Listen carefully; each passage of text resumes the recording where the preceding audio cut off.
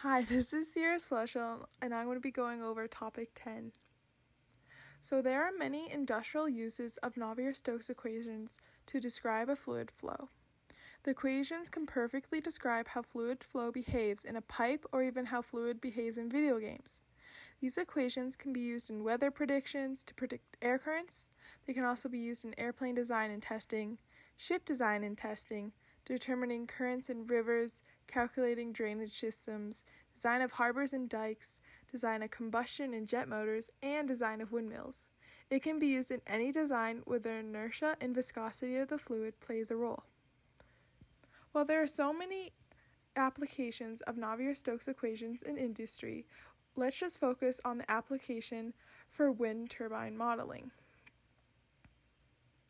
In the past years, wind turbine computational fluid dynamics has been focused on solving the incompressible Navier-Stokes equations. The flow in wind turbines is incompressible with velocities ranging from 5 to 25 meters per second.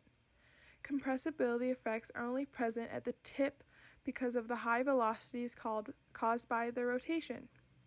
Mach numbers at the tip is still fairly low, so it is reasonable to assume that the flow is incompressible, even if the blades are still revolving.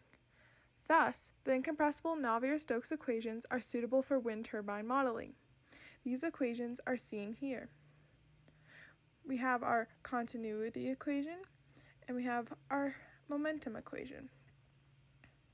While dealing with atmospheric boundary layer flow, or ABL, the Bosonic approximation is typically used for buoyancy effects, and an equation for temperature has to be solved. The Cornelius effect may be present when dealing with large wind turbines and wind farms. For ABL flow, the largest scales are on the order of 1 kilometer, while the smallest scales are on the order of 1 millimeter. This disparity of scales makes the option of using direct numerical simulations, or DNS, not feasible because of the computational resources required. Researchers have adopted Reynolds' average Navier-Stokes, or RANS method to solve the mean flow. The RANS equation can be seen here. This is the momentum equation for the RANS equation, and there's parts of it that have separate equations, like this U is actually equal to U with a bar over it, plus the U, I like to call it U naught. Researchers in the wind industry wake community have adopted large eddy simulations, or LES, in the recent years. The flow over wind turbines are highly unsteady, and with the RANS equation, these unsteady features are lost due to averaging. A better approach is to use LES, in which the flow dependence in time is resolved.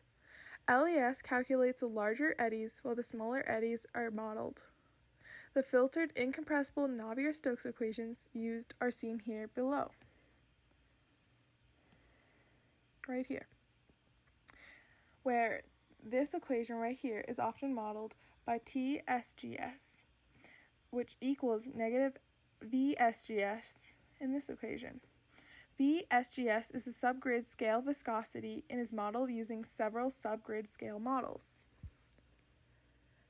In the past years, RANS and LES have been used to simulate wind turbine flow.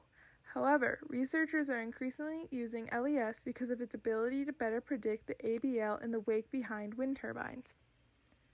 All my research was found through these references. Thank you and have a great day.